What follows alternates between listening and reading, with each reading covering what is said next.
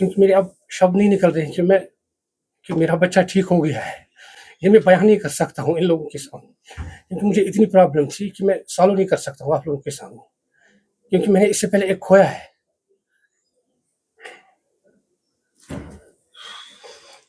Assalamu alaikum, good afternoon. Today we are proud to announce and share this very important information from Desk of Director Schemes that Department of Hematology has achieved a very important milestone. This milestone is about MUD. MUD means matched unrelated donor. What does that mean? अगर हमें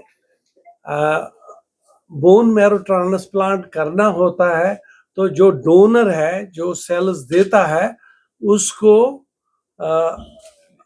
patient के साथ पहले match करना पड़ता है। Usually matching होती अगर फैमिली मेंबर ही होगा तो मैचिंग होती, तो अनरिलेटेड होता है कि जब मैचिंग फैमिली मेंबर यहाँ कहीं से नहीं होती है तो हम वर्ल्ड ओवर देखते हैं किसका एचएलए मैच हो जाएगा। इस वक्त हमारा जो बच्चा एडमिट है, इसको हमने, जो इसका डोनर आया वो पोलैंड से आया। सो पोलैंड से बंदे ने वो सेल्स वहां से एक बंदे के हाथ में यहाँ तक पहुंचा स्किम्स में, और उसने वो जो सेल्स दी उसको हमारे डिपार्टमेंट ऑफ हेमेटोलॉजी ने उस बच्चे को वो बोन मैरो ट्रांसप्लांट किया और वो बच्चा सेहतयाब हो गया। आप उसको देख सकते हैं, शायद आप उसको, वो आइसोलेशन में है क्योंकि हम लोग अलाउ नहीं करते हैं, लेकिन आप वीडियो पे ये उस बच्चे को देख सकते हैं। तो ये बहुत ही इम्पोर्टेंट माइलस्टोन है कि इस प्रोसीजर में कंट्री में कोई कुछ इम्पोर्टेंट इंस्टीट्यूट्स करते हैं और वो इंस्टीट्यूट भी उस नेशनल इंटरनेशनल नेटवर्क में है, और इस प्रोसीजर को जनरली 30 से 40 लाख रुपए लगते हैं। और हमने हमारे स्कीम्स में ये पेशेंट को almost we can say free हो गया।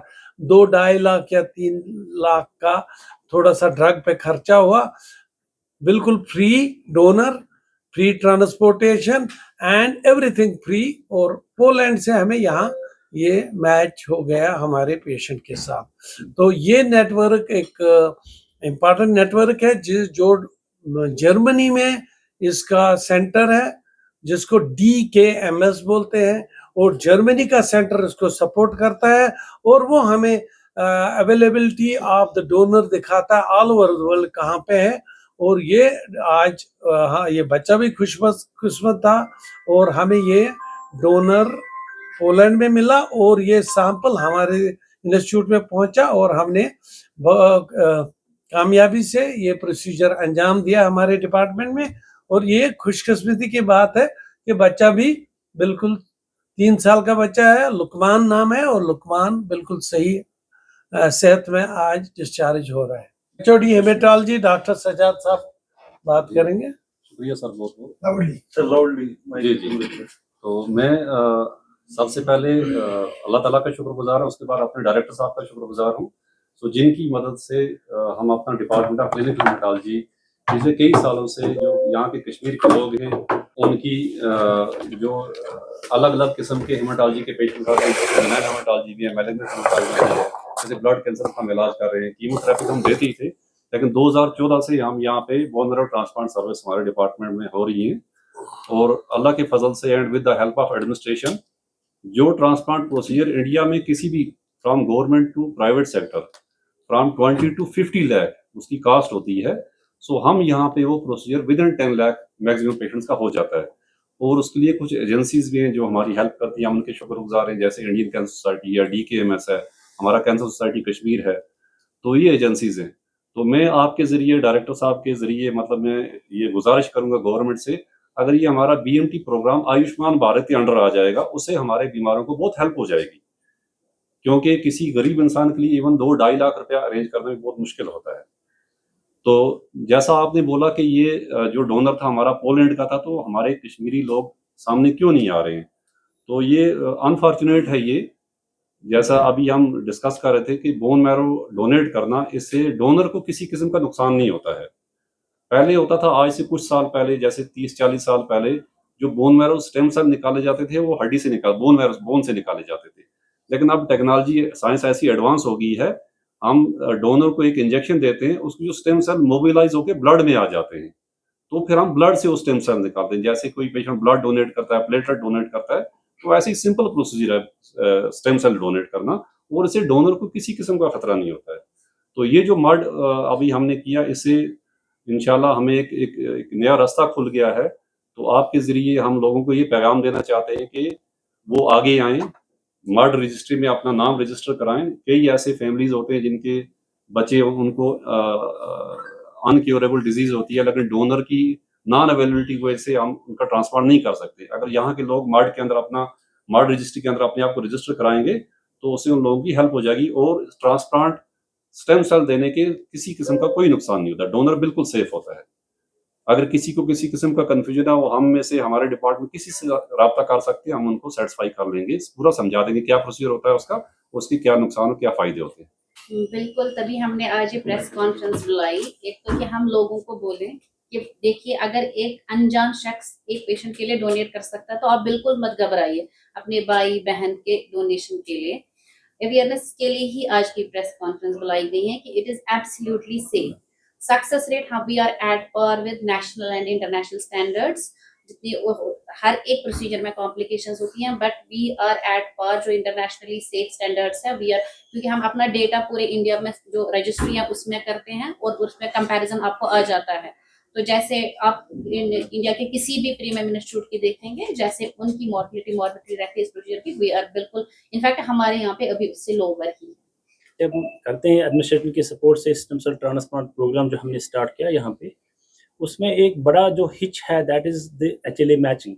जो HLA मैचिंग नॉर्मली हम अपने भाइयों बहनों से करते हैं, that is available up to 25 to 30% patients में ये मैच आता है। बट व्हाट अबाउट दो 70% पेशेंट्स, 75% उनमें मैच मिलता ही नहीं है।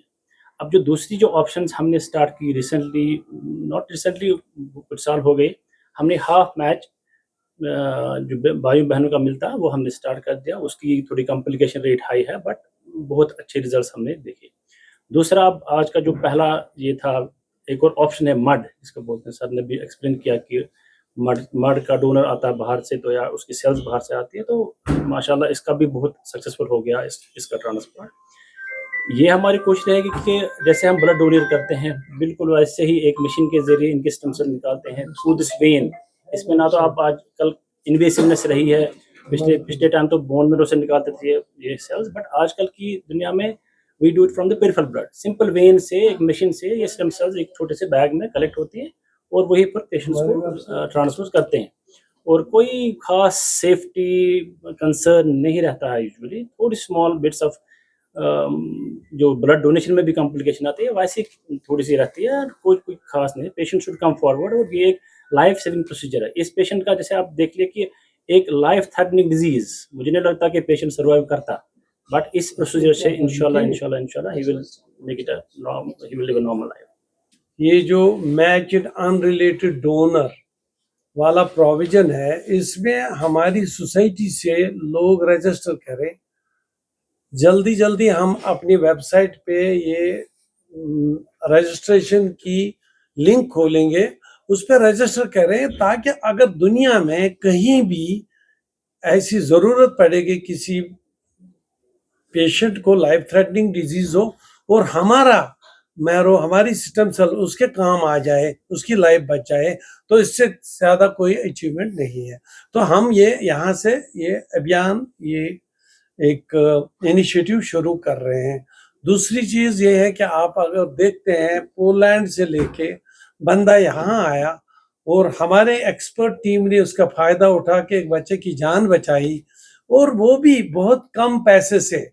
तो ये हम कहना चाहते हैं कि हम इस डायरेक्शन में, स्किम्स फोरफ्रंट में आना चाहता है, और ट्रांसप्लांट का सारा system, not only bone marrow, kidney, हम हार्ट, लिवर, लंग और दूसरे ट्रांसप्लांट्स में भी आगे इसको इंशाल्लाह 1-2 साल में हम पूरे इस स्कीम को रोबस्ट बनाएंगे, ताकि स्कीम्स खाली हमारे J&K के लोगों के लिए नहीं, बल्कि पूरी दुनिया के लोगों के लिए अवेलेबल रहे। Thank you very much. मेरा नाम मोहम्मद अशरफ शेख है। I am from Safapura Manasbal.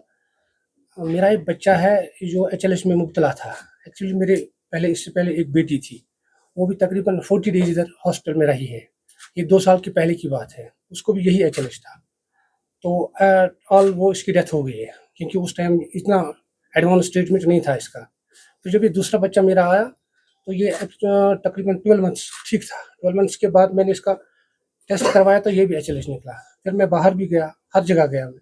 उसके बाद मैंने रेशमा मैम का नाम सुना है इधर कि वो इसके लिए बहुत काबिल जानी जाती है, तो फिर मैं इनके पास आया। इन्होंने मुझे बहुत सपोर्ट किया, कि मैं इनका बहुत आभारी हूँ। मैं बयान नहीं कर सकता हूँ इस टाइम कि मेरे में फीलिंग क्या हो रही है इस टाइम, क्योंकि अब शुक्र अल्हम्दुलिल्लाह। और जो पोलैंड का जो डोनर है उसका भी मैं थैंक यू करना चाहता हूँ, क्योंकि मेरे अब शब्द नहीं निकल रहे हैं कि मेरा बच्चा ठीक हो गया है। ये मैं बयान नहीं कर सकता हूँ इन लोगों के सामने, क्योंकि मुझे इतनी प्रॉब्लम थी कि मैं सॉल्व नहीं कर सकता हूँ आप लोगों के सामने, क्योंकि मैंने इससे पहले एक खोया है। अब मैं और आगे क्या कह सकता हूँ कि इन लोगों की मदद से, खासकर डायरेक्टर साहब की मदद से मेरा बच्चा ठीक हो गया है। बस यही मैं कुछ है।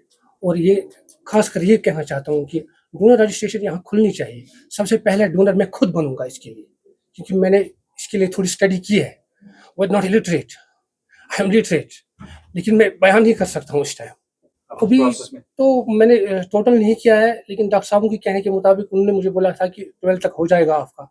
अभी पता नहीं 8 हो गए होंगे, 6 हो गए होंगे, वो तो नहीं है। सारे बिल्स मेरे पास, जी, अभी सारे मेरे बिल्स मेरे पास कलेक्ट है। अब डॉक्टर साहब खुद आ सकते हैं, उसको कलेक्शन कर सकते हैं। कितना है ये तो मैं नहीं कह सकता हूँ, क्योंकि आगे जिसको भी होगा वो भी इसके बारे में सोच सकता है एस्टिमेट कितना होना चाहिए, क्या होना चाहिए। नहीं, जब रेशमा मैम से मैं आप मिला ना, तो इन्होंने मुझे बहुत दिलासा दिया। बोला कि कोई बात नहीं, इसका ट्रीटमेंट है, हम कराएंगे, लेकिन आप स्टैंड रहो। मैंने उनको बोला कि मैं स्टैंड हूँ, आप जो बोलेगी हमें, मैं करने के लिए तैयार हूँ। रेशमा मैम है और डॉक्टर इनशा है, उन्होंने भी मुझे बहुत सपोर्ट किया इस बारे में, बहुत सपोर्ट किया। मैं बयान नहीं कर सकता हूँ, लेकिन शुक्र अल्हम्दुलिल्लाह, शुक्र अल्लाह का, आज तो बच्चा ठीक हो गया है।